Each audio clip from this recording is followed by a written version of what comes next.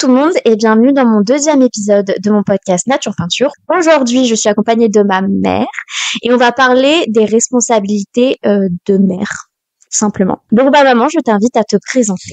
Bonjour tout le monde, donc je suis Maria Elena Santaromana, 58 ans, maman de deux filles de 27 et 29 ans. J'ai rencontré leur père dans le milieu professionnel alors que je travaillais pour payer mes études. J'avais 18 ans, donc ce qui est un peu jeune, mais bon, à cette époque, c'était pas inhabituel. Quand est-ce que la discussion est arrivée avec notre père d'avoir des enfants? Est-ce que c'était quelque chose que tu voulais? Alors, nous avons vécu ensemble pendant plusieurs années. Le temps que je fasse toutes mes études, donc 5 ans, je vivais à la fois chez lui et à la fois chez mes parents. Je migrais entre les deux. Pendant pas mal d'années, on a fait pas mal de voyages, c'était assez agréable. Moi, j'avais mes études, puis lui, il travaillait. Et puis, moi, j'avais 25 ans, lui voulait se marier. Moi, j'avais pas très envie de me marier. Donc, je suis partie en Espagne, et puis, il est venu me rechercher.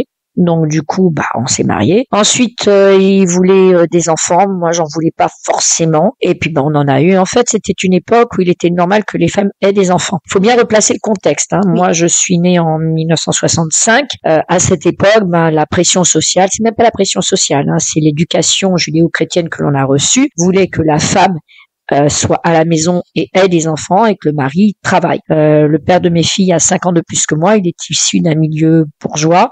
Moi, je suis issue d'un milieu ouvrier, donc mon père nous a éduqués avec ma sœur à travailler pour gagner notre vie. Donc je travaillais, j'avais ma vie, je gagnais très très très bien ma vie. J'étais très bien comme ça, non pas que l'idée m'embêtait, non, je n'étais pas contre, mais moi j'étais très bien. Donc après, quand on a eu la première, il a fallu que j'arrête déjà de travailler pendant un certain temps, et puis ensuite petit à petit, mes loisirs se sont réduits, tout simplement parce que je n'avais plus le temps d'aller au sport, je n'avais plus le temps de m'occuper de moi. Il fallait que je m'occupe des filles puisque le père des filles n'était jamais là. Voilà, ça il faut être consciente que quand on a des enfants, si ce n'est pas prévu d'un commun accord de partage des tâches, en règle générale, la pression sociale veut que cela incombe aux femmes. Oui, on va dire que l'automatisme qu'il y a même encore aujourd'hui, même si maintenant j'ai envie de penser qu'on est plus consciente, donc on a plus cette discussion que peut-être toi t'as pas eu avec notre père au départ. C'est oui, en fait, c'est une discussion à avoir avant d'avoir des enfants. C'est ok, si on en a, et comment on va se partager les tâches. Faut le dire avant de l'avoir, l'enfant, parce qu'une fois que l'enfant est là, malheureusement, c'est souvent toi qui as péché dans l'histoire, quoi. Oui, et à cette époque, la question ne se posait absolument pas. Surtout que même si moi je gagnais très bien ma vie, lui il était directeur d'un centre technique d'un grand groupe américain, il était hors de question ce que je peux concevoir qu'il arrête de travailler. Donc moi je n'ai pas arrêté de travailler, simplement c'est ma vie de femme que j'ai mise en parenthèse. Donc je gérais mon boulot, je gérais les filles, je gérais l'appartement, la maison, parce que lui ne faisait rien, il n'était jamais là. Donc c'est clair que j'ai pu travailler, j'ai bien travaillé, je n'ai pas pu monter en grade comme j'aurais voulu, je n'ai pas pu avoir de promotion parce que je n'étais pas disponible le soir, parce que je devais aller chercher les filles quand elles étaient malades. Donc c'est vrai que c'est un souci quand on est ambitieuse. Il faut le concevoir. Une femme, même à l'heure actuelle, une femme, dès qu'elle a un enfant, c'est sa responsabilité de l'éduquer. Alors, l'éducation, maintenant, se fait à deux, mais aller le chercher à l'école, l'emmener à droite à gauche, souvent... Mère, tu vas vite, là, il faut faire chaque chose en son temps. Vas-y, tu couperas, alors. Non, mais c'est très intéressant, mais tu rentres directement dans le vif du sujet, que là, du coup, tu parles des cœurs du problème, c'est en effet... tout de suite à la mère que revient toutes ses responsabilités. Mais je voulais juste rebondir quand toi t'as dit que t'as dû mettre de côté ta vie de femme et tes loisirs. Je voulais faire du coup la comparaison et poser la question, même si moi je connais la réponse. Est-ce que à côté de ça, le père, il a arrêté lui ses loisirs et non? Absolument pas. Voilà. Il y avait des week-ends entiers où je ne le voyais pas puisqu'il faisait des courses de cartes. Donc voilà, ça ne lui venait même pas à l'esprit de se dire bon, ok, ce week-end je n'y vais pas.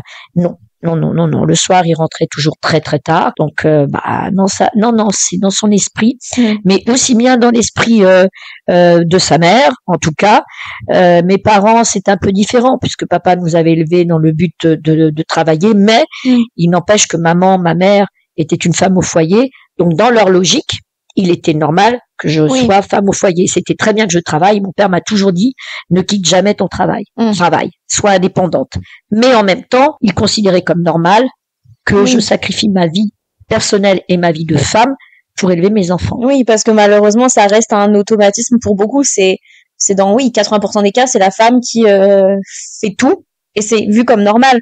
Mais est-ce que toi, là, t'as le recul, donc bien sûr que maintenant, du haut de tes 58 ans, tu te rends compte que c'était pas normal, mais est-ce que à cette époque-là, bah d'ailleurs, t'as pas dit à quel âge t'as eu? Alors, j'ai eu Elisa, donc j'avais 27 ans et demi, et Alexia, bien 2 ans plus tard. Voilà, je les ai eu relativement tard, mais bon, voilà, à l'époque. Tard, ça dépend pour qui, non, à l'époque, c'était tard. Oui, d'accord, ok. À l'époque, c'était tard. La moyenne pour avoir un enfant, c'était 23, 24 ans. Wow. Voilà. Ouais. Maintenant, il est sûr que c'est retardé, mais à l'époque, c'était tard. Ok, d'accord. Du coup, est-ce que du haut de tes 30 ans, on va dire environ, est-ce que tu te posais la question de c'est pas normal que moi je fasse tout, ou est-ce que parce que on t'avait tellement répété que c'était normal que ce soit la femme qui mette tout de côté, t'acceptais en fait, ou est-ce que déjà à cet âge-là tu te disais c'est pas normal? Non, je savais, j'étais consciente que ce n'était pas normal. Okay.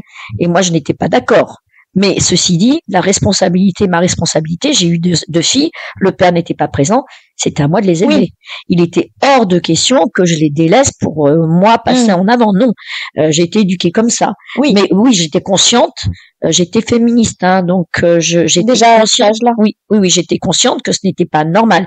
J'ai lutté pour continuer à travailler. Si j'avais écouté le père des filles, j'aurais arrêté de travailler.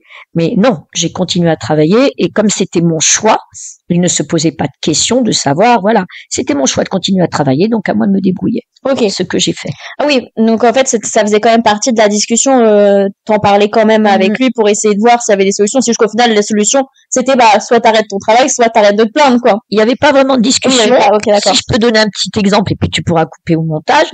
Le seul moment où j'ai voulu reprendre le sport, parce que j'ai toujours été très actif, le sport me manquait, donc je me souviendrai toujours, c'était un dimanche matin, l'après-midi, nous devions aller manger avec sa mère et il était prévu déjà depuis au moins 15 jours, 3 semaines, je m'étais inscrite à une salle, on en avait discuté, je dis ok, je te laisse les filles le dimanche matin, c'est le seul moment où je peux y aller, tu t'en occupes et après on va manger chez ta mère. Et donc j'ai été faire 2 heures de sport, je suis rentrée, mes 2 puces étaient assises de part et d'autre de leur père qui regardait automoto, elle n'avait pas mangé, elle n'était pas changée et je me suis fait engueuler parce qu'il fallait manger chez sa mère. Voilà, donc il est évident qu'après j'ai renoncé, je n'ai plus fait de sport jusqu'à ce que les filles soient grandes.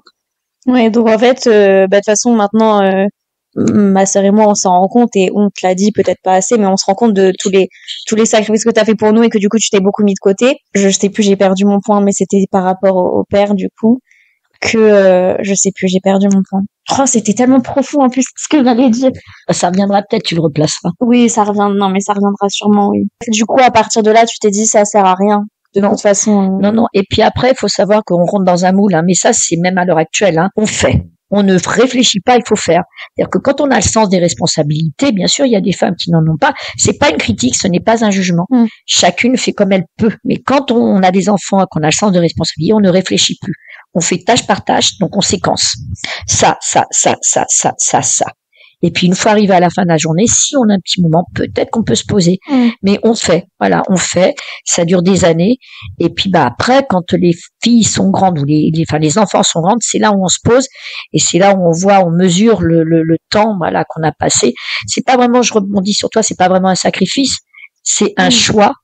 On fait parce que c'est comme ça, voilà. Oui, en fait, tu t'es dit de toute façon, maintenant je les ai mes filles. Oui. Donc faut bien qu'on s'en occupe. Donc si lui le fera pas, je vais le faire, quoi. Mais oui, donc c'est quand même un peu dommage. T'as déjà un peu tout à l'heure tu rentrais dans le plat, je t'ai un peu arrêté, mais là lister un peu tout ce que justement tu faisais en tant que maman et auquel on pense peut-être pas, mais toutes ces choses justement que tu faisais. C'est simple, je me levais déjà une bonne demi-heure avant de rêver mes filles pour pouvoir moi déjeuner avant, mais bon, ça, c'était ma manière de faire. Ensuite, je levais les filles, je leur préparais le biberon, je les habillais. Pendant qu'elles buvaient leur biberon, je rangeais leurs affaires, je préparais le sac, etc. pour aller chez la nourrice. Ensuite, je déposais l'une chez la nourrice et l'autre à l'école. Ensuite, je partais travailler. Quand elle restait une petite heure à la garderie, encore, non, puisqu'elles étaient à la nourrice à ce moment-là, elles étaient en nourrice, dès que je finissais le travail, j'allais les chercher à la nourrice. Il faut savoir qu'à cette époque-là, je sais pas maintenant, il y a des horaires. Donc, on ne peut pas dépasser certains horaires. Ah, si, c'est toujours pareil aujourd'hui. C'est toujours pareil. Oui. Donc, arrivé tout à l'heure, si on veut garder la nourrice, parce que les nourrices, à cette époque-là, il y en avait pas beaucoup, il fallait se presser. Donc, moi, je courais tout le temps. Donc, je prenais ma voiture, j'allais les chercher. Après, Quand il faisait beau, il y avait au moins une demi-heure au parc. S'il ne faisait pas beau, c'était au moins une demi-heure de jeu avec elles. Et ensuite, c'était le bain. Pendant qu'elles étaient au bain, je leur lisais une histoire, etc. Puisque quand elles sont petites, on ne peut pas les laisser toutes seules. Quand elles ont grandi, j'allais préparer à manger. Le repas, qui se faisait sans le père. Hein. Au début, le père voulait à tout prix assister, mais quand il arrive à 21h, les enfants doivent manger avant. Donc, c'était le repas. Moi, je mangeais après. Donc, après le repas, les filles, c'était au lit, une histoire. Et une fois qu'elles étaient couchées, je pouvais manger, me poser un petit peu. Voilà. Donc, si on résume, et encore là, c'est qu'une partie, parce que ça, c'est une journée type, qui après, évidemment, évolue en fonction de notre âge, mais ça reste plus ou moins le même schéma. T'es la cuisinière, personne qui fait toutes les activités pour, justement, quand stimuler l'enfant, en fait, on va pas le laisser devant un écran ou le laisser tout seul.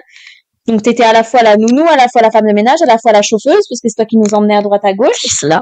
Et donc, comme je disais, la cuisinière, t'étais aussi l'infirmière. Quand ils sont tout petits, ça pleure, un enfant. Ça fait pipi, ça fait caca.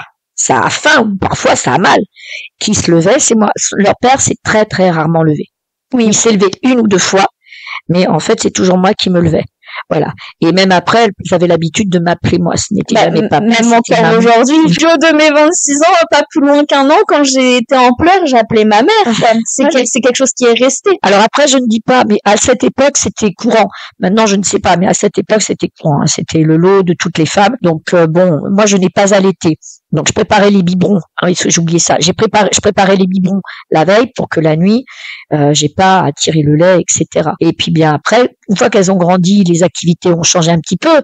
Il y a toutes les activités, la danse, le sport, etc. Les loisirs. Donc tout ça, on enchaîne. Ce qui fait que oui, du temps pour nous, il y en a plus. Hein. Surtout que nous, on a eu beaucoup de chance et on s'en rendait pas compte quand ça arrivait, mais on se rend compte maintenant. Toi, t'as été toujours présente. Enfin, quand il y avait des activités à l'école et qu'on avait le droit d'amener des parents, c'est pour des surveillants, t'étais toujours là. J'avais toujours ma maman. Tu venais toujours nous chercher toi-même à l'école. C'est juste à partir du collège où je crois peut-être rarement j'ai dû rentrer à pied à la maison, mais sinon t'étais toujours à nous emmener à nos activités, aller-retour, nous emmener à l'école le soir, le matin. C'est toi qui faisais toujours tout et t'étais toujours présente. Je sais pas si vous en souvenez. C'était un samedi quand vous aviez cours avec Soraya. Je lui avais dit cours de danse. Va les chercher. Et Soraya m'a appelé. Tu peux venir les chercher parce que je crois que leur père les a oubliés. Donc c'était la seule fois. Mais je me rappelle pas. Mais je veux pas forcément lui jeter la pierre. C'était à cette époque. Il n'était particulièrement pas impliqué. C'était peut-être son milieu social, etc., qui voulait ça. Pas pour l'excuser, mais j'ai évidemment eu des discussions avec lui. Enfin, ça reste mon père. Lui, il avait sa pression au travail. On va dire que c'était vraiment travail. Et du coup, j'entends, hein, le travail, ça peut être dur mentalement. Et du coup, quand il rentrait, il voulait pas faire ses responsabilités de père parce qu'il avait assez à gérer de son côté. On est conscient que le travail, c'est dur pour tout le monde, mais si tu décides d'avoir des enfants, c'est pas pour ne pas t'en occuper après. Surtout que moi, je n'en voulais pas. Voilà. Donc oui, c'est une autre époque. Hein. Ceci dit, je suis pas sûre que là, ça ait changé à notre époque. Hein. Justement, t'as dit tout à l'heure que ça c'était avant. Il y a des choses qui, je pense, ça change pas. Je pense que la conversation s'ouvre plus. Donc là, nous, on est là à faire ce podcast et je pense qu'il y a des gens qui se posent plus de questions qu'avant. Mais l'automatisme de c'est la femme qui fait tout, il reste là. C'est juste que maintenant, on se pose plus de questions et on veut peut-être plus le remettre en question. Mais si tu te poses pas de questions, ça va naturellement vers ça. Et il y a des femmes que ça dérange pas. Et encore une fois, c'est voulu, il y a pas de souci.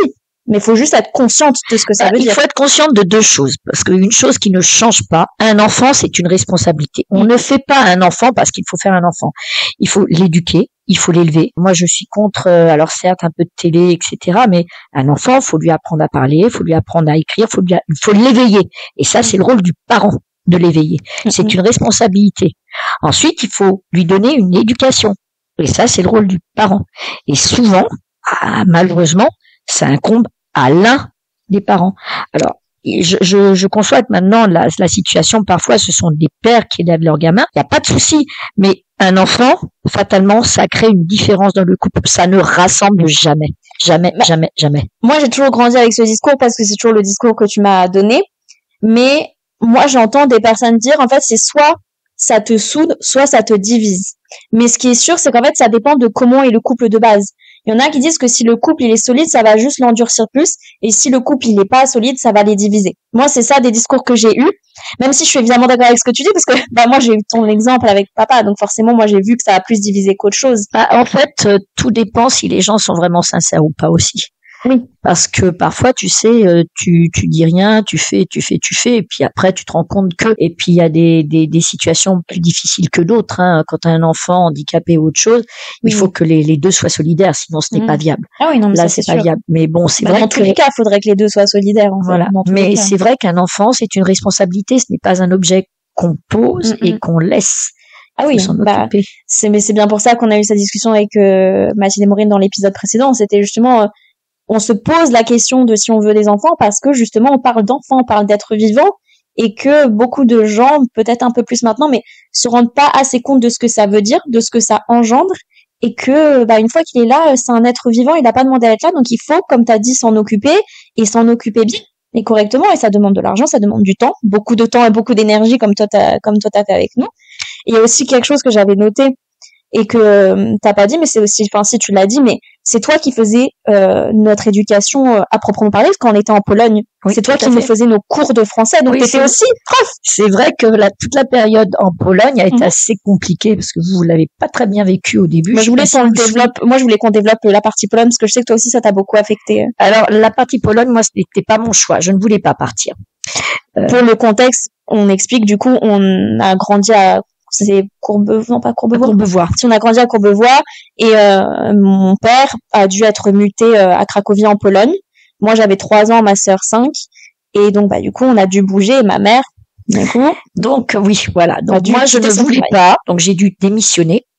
J'ai quitté mon boulot que j'aimais beaucoup, qui payait très bien. J'aurais très bien pu m'en sortir toute seule, à élever mes 2 filles toute seule. Sauf que en tant que femme des années 80-90, voilà, eh bien, je me suis dit non, j'ai épousé le père des filles, c'est pour le meilleur et le pire. Donc, je suis partie en Pologne. Et aussi pour nous et pour vous.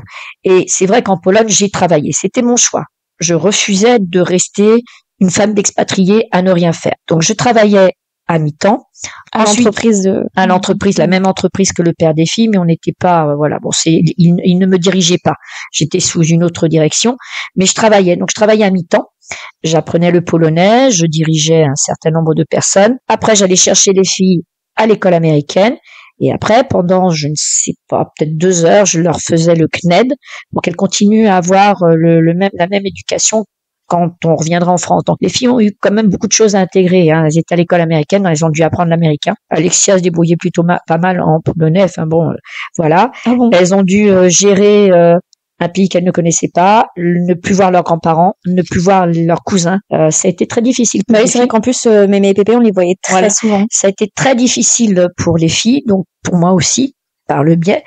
Et parce que c'est toi qui gérais tout. C'est moi qui gérais tout, qui faisais le CNED, qui faisait en Pologne, j'avais une femme de compagnie, moi je l'appelle comme ça, Paninka, qui était nounou, elle était trop qui était adorable. Donc elle faisait le ménage, elle m'aidait à la cuisine, elle s'occupait des filles pendant que moi je faisais le reste, ou si des fois il y avait des activités à gérer, que moi j'avais des obligations professionnelles. Voilà. Après j'ai dû assister à un certain nombre de choses que je n'aimais pas, les cooking class, les dîners avec les consuls, etc. Voilà, bon bref. Oui, parce que c'était très méthode un peu américaine. C'est ça. Il y avait beaucoup les groupes de mamans aussi, un peu Desperate Housewives, vraiment. C'est tout à fait ça. Et si je voulais que les filles soient intégrées, je n'avais pas le choix. Il incombait aux femmes, et ça c'est le milieu, Les femmes avaient soit les cooking class, soit des dîners avec le consul, soit des visites à l'orphelinat. Elles ne géraient pas les enfants parce qu'il y avait les gouvernantes. Et par contre, leur mari dirigeait les entreprises. Donc, c'était leur rôle. Ouais, très stéréotypé quand même. C'était très stéréotypé, mais réel. Et moi, comme je travaillais, j'étais un petit peu en dehors du circuit. Donc, mes filles étaient en dehors du circuit. Donc, il a fallu, en plus de ça, que je gère ce genre d'activité. Voilà. Bon, ça a duré 4 ans. C'est une responsabilité qui semble peut-être un peu à part entière parce que notre cas était assez unique. Mais en vrai, c'est quand même pour montrer que la mère a aussi un rôle au niveau de l'entourage. Oui, tout à fait. Parce que son image, clairement, on le voit dans ton cas, affectait les enfants. Donc, si tu veux être une bonne mère et que tes enfants soient inclus, t'es obligé de t'inclure alors que t'as pas forcément le même rythme de vie que tes gens. Donc ça fait doublement de responsabilité en fait. Sinon t'es rejeté de la société. Ah ben j'étais un peu décalée. Bah oui, parce que déjà je travaillais, que je parlais le polonais. Les filles faisaient le CNED en plus, donc pour elles c'était compliqué. Et puis il a fallu que je m'aménage. Donc une fois, 2 à 3 fois par mois, j'assistais au cooking class. Donc Paninka était là pour gérer les filles, et moi j'allais assister au cooking class. Ouais. Tu devais te forcer à faire des trucs que tu voulais pas. J'avais pas le choix. Bon, après j'ai une forte faculté d'adaptation. Mais oui, c'est plein de choses que l'on fait. Mais je répète, une fois qu'on est pris par là, on ne réfléchit pas.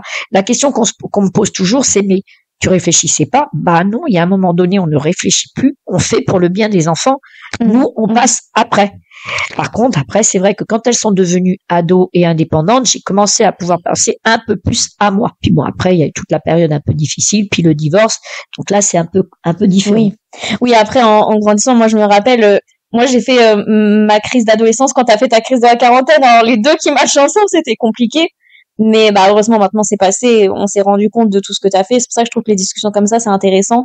Et si, par exemple, c'est des jeunes qui m'écoutent, ayez ces conversations-là avec votre mère et n'hésitez pas à les remercier parce que si vous êtes là aujourd'hui, d'une certaine manière, c'est quand même grâce à elle, quoi. Ouais, alors moi j'insiste aussi sur une chose, c'est que l'éducation qu'on donne aux enfants, même s'il y a des moments très difficiles avec l'aîné Elisa, j'ai eu des moments extrêmement difficiles à l'adolescence, ça a été un peu compliqué, mais l'éducation qu'on leur donne à la base revient toujours.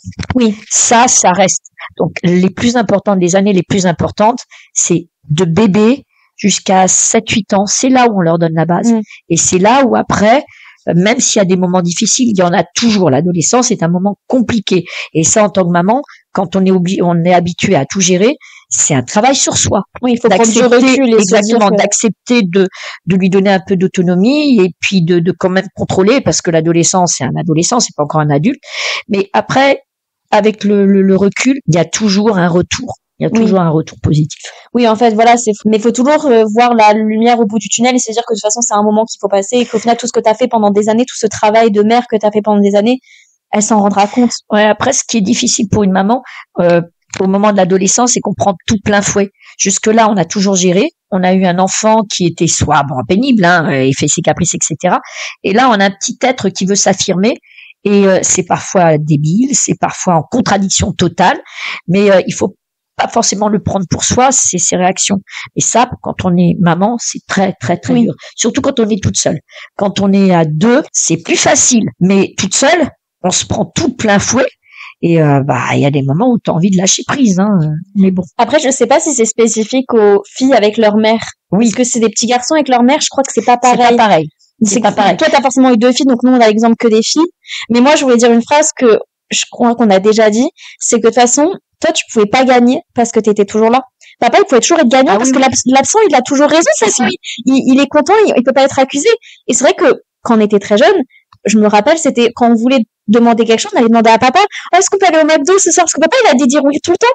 Et c'est vraiment, et ça, on le voit dans toutes les séries télé, le papa est toujours cool, il est toujours le gentil, et c'est toujours, du coup, en opposition, la mère qui va être vue comme méchante. Bah oui, mais il faut bien qu'il y ait un des parents qui soit un parent, en fait. Oui, c'est ça. Et pour ceux, du coup, qui ont des rêves de culture pop, je pense à Lynette Scavo dans Desperate Housewives, où on voit que, du coup, elle passe pour la chante, mais parce que, du coup, son partenaire, il sert à rien. Ou genre Claire Dunphy dans Modern Family. J'aime bien donner des références culture pop parce que peut-être qu'ils connaissent, mais c'est pour montrer que même moi, quand je regardais ces séries, je me disais, oh la mère, qu'est-ce qu'elle est chiante. Et maintenant, adulte, je me dis, mais le père, il fait pas son rôle. Donc moi, je plains la mère. Même dans Malcolm, qui a 5 fils, je me dis, mais la pauvre. Et donc forcément, toi, on pouvait que t'engueuler toi et que te voir toi comme la méchante, mais parce qu'il y avait que toi qui faisais les responsabilités parentales, en fait. Après, c'est une question aussi de mentalité. Moi, j'ai toujours été pas forcément stricte, mais à mettre des règles. Parce qu'un enfant, ça s'élève avec des règles. Après, il y a des parents qui les élèvent beaucoup plus libres, etc. Oui, c'est vrai que là, chacun c'est son choix. Oui, là, on parle pas vraiment d'éducation parce que l'éducation, c'est vraiment propre à chacun. On essaie d'être assez général. Mais je trouve qu'on est assez général dans nos conversations. Là, on parle vraiment du rôle des femmes. Oui, après l'éducation, évidemment, ça c'est différent. Oui, du coup, là, je voulais qu'on parle parce qu'on a parlé de pas mal de responsabilités, j'ai l'impression quand même. Ouais, niveau santé, c'est toi aussi qui nous emmenais à l'hôpital. À l'hôpital, chez le médecin. Oui. Quand tu as eu une infection assez grave à l'hôpital, c'est moi qui suis restée les 3 jours à l'hôpital. Bon, certes, là, je peux rien dire contre ton père, fallait bien gérer Elisa. Oui. Donc c'est lui qui gérait Elisa et qui faisait les allers-retours. Donc là, voilà, le rôle a été partagé. Voilà, mais c'est moi qui suis quand même restée à l'hôpital pour toi. Bah, de toute façon, moi j'ai que des souvenirs de même quand on habitait déjà dans cette ville et qu'on allait chez le médecin, c'était toujours avec toi. La salle d'attente, moi j'ai que des souvenirs avec toi, avec moi chez le médecin, à la salle d'attente. J'ai ton père que des côtoyer. C'est même pas en rêve. Ben oui, mais moi du coup j'ai vraiment que des souvenirs avec toi qui s'occupent de nous. C'est aussi important de le souligner, mesdames, n'arrêtez jamais de travailler parce que j'ai quitté mon travail pour suivre le père de mes filles en Pologne, je suis revenue, je suis restée au chômage. Et là, ça devient très dur. On est dépendante du père des filles. J'étais dépendante du père des filles puisque je n'avais plus d'argent, je ne ramenais plus rien à la maison. Oui. Donc je n'avais pas le choix. Oui. Donc là, évidemment, bon, aussi les périodes d'été, on allait, je travaillais pas, donc on allait à Royan. Oui, mais du coup, on était vraiment tout le temps qu'avec toi. Enfin, on le voyait quoi, 1 ou 2 semaines, je crois. Ouais. Après, je pense que ça, pour le coup, quand t'as un travail lambda, t'as 5 semaines par an, donc c'est vrai qu'après, il faisait comme il pouvait. Certes, ça, j'entends. Mais c'est vrai que je t'ai pas demandé si tu voulais te parler de cette période, parce que la période où quand on est revenu de Pologne, du coup, ça a été compliqué pour toi pour d'autres raisons dont on parlera pas dans ce podcast.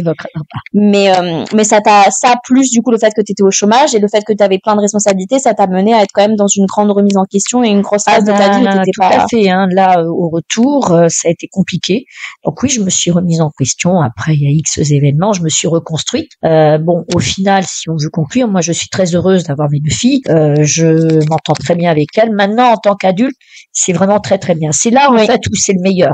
C'est le meilleur parce que on profite, on peut s'engueuler parce que de temps en temps je m'engueule. On n'a pas les mêmes opinions. On n'a pas forcément les mêmes opinions, mais on a des relations d'adultes. Et comme c'est moi qui leur ai donné l'éducation, je l'ai éduquée comme moi j'étais. En fait. Donc c'est vrai que le regard, elles ont leur libre opinion parce que je leur ai appris à réfléchir. Donc de temps en temps je m'engueule avec Alexia, plus qu'avec Elisa parce qu'Elisa on la voit pas beaucoup. Oui, voilà, c'est la même chose qu'avec papa et toi quand on était petite. Moi j'ai plus de chances de me disputer avec toi parce qu'on se voit plus. Voilà. Avec Elisa. Mais c'est vrai que c'est ce que je disais, l'éducation qu'on leur a donnée, c'est la récompense, on l'a après. Oui. En tant qu'adulte. Oui, parce que là aujourd'hui. On a nos différences, mais le fondement de notre fonctionnement, l'empathie que tu nous as appris, le fait de si t'as 2 filles qui sont 2 femmes fortes et indépendantes, c'est aussi parce que tu nous as élevées comme ça. Oui, c'est clair. Et si aujourd'hui, on se pose un peu plus des questions sur le fait de vouloir avoir des enfants ou vouloir se marier, etc., c'est parce qu'on a eu une mère qui nous a dit, réfléchissez par vous-même et que t'as fait la même chose que Pépé il a fait avec toi, pensez à votre travail, à votre carrière. Moi, si je suis là aujourd'hui et que j'arrive à entreprendre des choses, être ambitieuse, c'est parce que j'ai une mère qui m'a dit tu es capable de faire des choses et c'est pas parce que t'es une femme que non. Tout à fait, tout à fait. Et puis on peut, à l'heure actuelle, il n'y a plus cette pression. Enfin, en tout cas, dans ce que je vois, il y a beaucoup de jeunes qui se posent des questions. Il n'y a plus cette pression sociale d'avoir des enfants à tout prix. Ce n'est plus une obligation comme ça l'était. Oui. Moi, j'ai subi la pression quand même. Tout le monde, même mes parents qui étaient adorables, et je voulais en parler. Mes parents m'ont toujours soutenue. En fait, quand j'ai connu le père des filles à 18 ans, c'était trop jeune, mais pour eux, c'était normal. Oui. Et ils étaient heureux parce que j'allais épouser quelqu'un qui avait un niveau social bien plus élevé que nous. Nous, on était ouvriers. Ils me voyaient bien, donc dans un avenir normal. Et pour eux, il était normal que j'ai des enfants. Oui. Voilà. Ils t'ont pas forcé, ils t'ont pas dit il faut que t'en aies. Mais du coup, quand t'as eu l'idée d'en avoir, ils se sont dit oui, en même temps. C'est normal, oui, non, ils ont toujours été, mais pour eux c'était normal, c'était le parcours normal. Est-ce que du coup, les parents du père, est-ce que eux, par contre, ils mettaient la pression parce que je sais que des fois, ça vient de l'autre côté de la famille en mode quand est-ce que tu fais des enfants? Le père des filles n'avait plus que sa maman, c'était une mère. Le père des filles était le petit dernier, donc ça a été compliqué. Elle ne m'a pas accepté parce que j'étais d'un milieu ouvrier. Ceci dit, à la fin quand même on discutait beaucoup parce qu'on avait quand même de nombreux points communs, au point de vue culturel, au point de vue littérature, au point de vue art, mais pour elle aurait souhaité une femme avec un niveau social plus important et qui s'occupe de son fils comme elle aurait voulu. Voilà, vraiment old school, la mère qui s'occupe du mari et des enfants. Voilà, tout à fait. C'est ce qu'elle a fait. Ceci dit, je peux lui reprocher beaucoup de choses à ma belle-mère, mais elle a été dans le même cas que moi. Oui. Elle a élevé ses enfants toute seule. Elle s'en est très bien sortie. Alors, le père des filles était le petit dernier, le petit chouchou. Mais voilà, pour elle, ça découlait. Ensuite, c'est une famille, comme beaucoup de familles françaises d'un milieu bourgeois, où les sentiments ne s'exprimaient pas beaucoup. Oui. Donc, ça se ressentait même avec le côté de papa. Voilà, exactement. On le ressentait. Mais la pression, elle était induite, pas forcément exprimée, mais induite. Voilà, une femme doit s'occuper de son mari et de ses enfants. Mais c'était l'époque. Oui, voilà, c'était plutôt une question d'époque plutôt que vraiment te l'imposer à toi. C'est ce que c'était imposé par la société de manière générale. Est-ce que tu as eu des remarques par rapport à l'éducation que tu faisais? Tout à fait. Rien n'était comme il faut parce que voilà, moi j'exprimais mes sentiments avec mes filles. Il aurait fallu que je sois plus stricte. La nuit, par exemple, des exemples tout bêtes. Hein. Elle voulait une petite lumière. Je leur laissais la lumière. Il aurait fallu non. Moi, j'ai des souvenirs traumatisants de ça où on m'a forcé à dormir dans le noir parce que soi-disant j'ai été trop grande pour dormir avec la lumière. Oui, c'est ça. Mais c'est horrible. Fallait leur retirer leur doudou, voilà. Donc oui, ça, j'en ai eu une pression. Par contre, ça, sur l'éducation, j'ai eu la pression constante. En fait, c'est ça. C'est qu'évidemment, ils peuvent critiquer la manière dont tu fais, mais pas le fait que tu le fais. En fait, parce qu'il faut bien que quelqu'un le fasse. Donc, c'est trop facile de critiquer la personne qui fait tout. Mais c'est bien qu'il y ait eu ces petits moments de lucidité, quoi. Ouais. Tu sais, en fait, ils étaient habitués à cette éducation. Oui. Un exemple tout bête. Lors d'un repas de famille, je sais plus si c'était pour Noël ou un anniversaire, c'est moi qui fais le service. Je sers les enfants avant. Je me suis faite engueuler parce que il aurait fallu que je serve d'abord les adultes avant les enfants. Or, moi, j'ai été éduquée. Les enfants, surtout qu'il y avait plein d'ados autour de la table, ils ont besoin de manger, de se nourrir, ils sont en construction, donc ils passent avant. Donc voilà, la différence d'éducation est là. Et puis bon, c'est vrai que je venais d'un milieu ouvrier, donc on n'avait pas forcément les mêmes repères. Mais je trouve que c'est important de le notifier, justement, que en plus de toutes ces responsabilités, il y a aussi ce truc de tu vas être jugé sur ta manière d'éduquer tes enfants. Il y a beaucoup de jugements, que ça vienne de tes proches. Là, on parle vraiment du cercle proche, mais ça peut être aussi après des inconnus, des amis. Tout le monde va toujours juger l'éducation, et c'est la mère qui va prendre, puisque, encore une fois, la plupart du temps, c'est la mère qui fait l'éducation. Et j'ai retrouvé le truc que je voulais dire tout à l'heure, ça m'est revenu. C'était une remarque que je crois c'est Maureen qui a dû dire, ou peut-être Mathilde, bref, dans l'épisode précédent. C'est qu'en fait, tout à l'heure, au tout début du podcast, t'as dit que un seul jour, tu t'es accordé d'aller faire du sport et que t'as demandé du coup à notre père de s'occuper de nous. Et il y a beaucoup de pères qui vont dire, je babysitte mes enfants. Oui. Comme si c'était vraiment, tu sais, quelque chose de quelque chose de ponctuel, mais enfin, c'est tes enfants. Mais ils vont utiliser un peu ce terme de, oh, je dois m'occuper de mes enfants, genre, comme si c'était quelque chose de, et c'est vrai qu'il y a vraiment ce truc de, une femme, elle va faire plein de trucs, 1000 trucs, c'est normal. Un homme, il va faire un soutien de ça. C'est un truc de fou, quand un père fait son rôle de père, waouh, faut le féliciter. C'est ça. Alors que la mère, elle fait 10 000 fois plus, mais en fait, on dit rien parce que c'est normal. C'est ça. Mais ça, c'est culturel, hein. C'est la pression judéo-chrétienne de notre société. Il faudrait que tu interviewes des gens qui sont issus d'autres sociétés, d'autres cultures. Bon, après, je sais que c'est quand même, quand on regarde les documentaires sur les civilisations, etc., c'est récurrent. Oui. Ceci dit, si ça vous intéresse, voyez les documentaires sur la place de la femme au néolithique et vous serez très surpris que la femme, contrairement à ce qu'on pense, n'était pas forcément celle qui s'occupait du feu ou des gamins. Elle allait chasser, elle faisait plein de choses comme l'homme. La place n'était pas déterminée à l'époque. C'est vraiment avec tout ce qui est religieux, tout ce qui est culturel. On a imposé un rôle à la femme, c'était celle d'avoir des enfants, puisque de toute façon, naturellement, qu'il est mon monde, que la grossesse, mon Dieu. Oui, c'est vrai qu'on n'a pas parlé, c'est vrai que là, on était vraiment sur les rôles d'une mère, mais en vrai, ça fait partie des rôles d'une mère. La grossesse. Alors, la grossesse, là-dessus, je n'ai aucun jugement parce que c'est très propre à chacune. J'ai des amies de mon époque, qui adoraient être enceintes. Elles étaient épanouies. Parce qu'à ton époque, apparemment, vous osiez pas dire la vérité. C'est vrai. Surtout pas dire. C'est tout à fait. Il y avait la pression sociale. Donc, notamment, on n'avait pas le droit de dire qu'on n'était pas bien, qu'on avait mal partout, que c'était pas agréable. On n'avait pas le droit de dire qu'à l'accouchement, c'était hyper douloureux. On n'avait pas le droit de dire que se faire tirer le lait, c'est affreux. Il fallait absolument, il y avait toute cette pression sociale. Des pressions postpartum. Ça n'existait pas. Ça n'existait pas. Et c'est vrai que ça, par contre, heureusement, ça a évolué. Alors, il y a des femmes qui étaient épanouies, mais ça se voyait, elles rayonnaient. Moi, non. Tout simplement, je mesure 1m30, 1m48, je pèse 38 kilos à la base, donc ça a été une réelle souffrance de porter les filles, c'était un poids supplémentaire. J'étais très heureuse quand elles sont sorties, et voilà, l'accouchement, non, j'ai détesté. Maintenant, c'est libéré. On parle de ça. On parle aussi des suites de l'accouchement, parce qu'il y a des suites, on ne revient jamais, même quand on a des enfants très jeunes, on ne revient jamais à l'état avant enfant. Oui. Ça, il faut le savoir. Moi, je peux le dire en tant que naturo, on peut faire une petite aparté santé. Tu vas avoir un métabolisme, ton corps il va fonctionner d'une certaine manière. Tu repars de zéro une fois que tu as accouché. Ton corps il va peut-être faire 360 et tu vas devoir redécouvrir un nouveau corps, un nouveau cycle, des nouvelles façons de faire et ben ça, franchement, c'est dur. Oui, c'est dur. C'est super dur. C'est dur et puis pour certaines, pas pour toutes, hein, je vous dis, certaines ont adoré. Moi, j'ai pris 20 kilos, j'ai eu du mal à les reperdre. Ça a été psychologiquement très dur. Et puis bon, après, on apprend à accepter, mais c'est le corps change. On n'est plus la même, fatalement. Le corps a changé, vous n'êtes plus la même que celui qu'il a connu.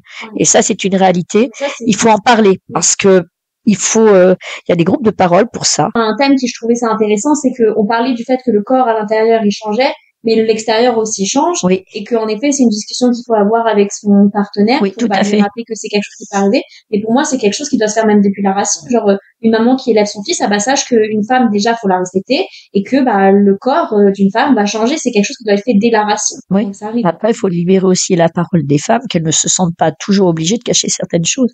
Ah oui non par contre. C'est une réalité. Faut assumer son corps. C'est ça a beau être dur parce que des fois j'imagine que t'as ton corps avant et t'as ton corps après la grossesse. J'imagine que ça doit faire un choc et que ça doit être dur. Donc déjà, faut arriver à travailler sur soi et prendre confiance en soi. Mais faut pas laisser d'autres personnes te rabaisser, surtout pas ton partenaire. De toute façon, si en effet ton partenaire il est vraiment là pour te soutenir, techniquement. On en revient toujours au même, hein. Oui. C'est que l'homme doit s'impliquer. De toute façon, là, toute la conversation qu'on a eue là, c'était que malheureusement, les hommes ne s'impliquent pas autant. Même si j'ai envie d'avoir une petite note positive parce que Mathilde et Maureen m'ont appris à être un peu plus positive, c'est qu'on a envie de dire que vu que là maintenant les femmes se posent plus de questions et osent dire les choses, ça force de facto les hommes à réfléchir aussi et donc à se confronter à comment est-ce que moi je veux être comme père, etc. Et de toute façon ce sera une très bonne conclusion et ouverture vers le prochain épisode qui sera sur les mères célibataires spécifiquement. Mais j'ai vu au niveau des pourcentages, on reste quand même sur majoritairement des femmes qui élèvent les enfants seuls et les situations en plus très précaires. Donc bon, ça, je pourrais en parler dans l'épisode prochain. Le père était pas présent. Il y avait son soutien. C'était mon choix. Oui. Ça a été mon choix. Oui, bien sûr. C'est un choix que j'ai fait de ne pas divorcer ou me séparer pour que les filles aient une stabilité. Mais c'est encore un choix personnel. Oui. Et nous, on peut que te remercier parce qu'on a pu vivre l'expérience d'aller en Pologne, ce qui était quand même, avec le recul, ça nous a permis d'être maintenant bilingues aujourd'hui. Ça nous a apporté beaucoup, culturellement parlant, de nous ouvrir à des univers différents. Le fait que tu sois resté avec papa aussi longtemps, évidemment, on avait un socle de famille, même si, moi, j'ai été très aveugle pendant très longtemps parce que je voulais être aveugle, mais ça nous a quand même permis d'avoir un petit socle de famille aussi en soit-il. Et puis, il faut aussi parler, j'en ai parlé aussi, moi, je suis devenue dépendante parce que je n'avais plus de travail. Oui. Donc, je n'avais pas forcément le choix. Si je voulais que mes filles aient une éducation, ça leur a permis d'avoir le niveau d'études qu'elles ont, la dépendance qu'elles ont, etc. C'est vrai que ça aussi, là, ça fait beaucoup on dirait que notre père, il n'était pas beaucoup là. Bon, il n'était pas là, mais histoire de faire une petite note positive, je sais aussi que l'argent qu'il a amené dans la maison, ça a en effet permis que Elisa fasse ses études en école de commerce. Ça a permis que je fasse mon école de pâtisserie qui a coûté quand même de l'argent. Donc on est quand même reconnaissante, même s'il n'a pas été là en tant que père et qu'au final on est là pour parler des responsabilités de parents et que pour moi, si tu décides de faire des enfants, tu dois être là. Bon, maintenant c'est fait et on est quand même reconnaissant d'avoir eu la vie qu'on a eue parce qu'on était quand même assez tranquille. Enfin, je veux dire. Oui, mais de toute façon, dans son éducation, cela rentrait dans son éducation. Oui. Le père est là pour ramener de l'argent, pas pour s'impliquer. Donc voilà, je vais pas lui jeter la pierre, sachant qu'il était comme il était parce qu'il a été élevé comme ça et que pour lui avoir des enfants, il voulait des enfants en fait. Parce qu'on lui a toujours dit. Voilà, pour lui. Mais par contre, il était dans son rôle de l'époque. Travailler, ramener de l'argent, point final, le reste c'est à moi de gérer. Et lui devait sûrement avoir ses soucis de son côté. Justement, quand tu sais que tu as une famille, faut que tu subvenir aux besoins d'une famille, j'imagine aussi que ça apporte de la pression, ça y a pas de souci. On n'est pas là pour parler aujourd'hui des responsabilités des pères, mais non, mais on entend que lui de son côté, il avait beaucoup de responsabilités aussi et que s'il a agi comme ça, c'est qu'il a été élevé. Lui aussi, oui, tout à fait. Il est une conséquence de sa propre éducation et de son propre mode de vie aussi. Et justement, le but c'est d'avoir cette conversation aujourd'hui, c'est d'ouvrir un peu la conversation et d'ouvrir les esprits et que les choses changent un peu. Et que les femmes arrêtent de subir autant. Vraiment, moi, si ce podcast, ça peut vous aider à parler avec votre partenaire avant d'avoir des enfants, prenez en compte tout ce que ça implique, tout ce que ma mère a dit aujourd'hui dans ce podcast, toutes les responsabilités des mamans. Et parlez-en avec votre partenaire, bah, ça, est-ce qu'on pourra, enfin, c'est une conversation à avoir. Oui, enfin, c'est pas qu'une conversation, après, il faut que ça rentre dans les faits, hein.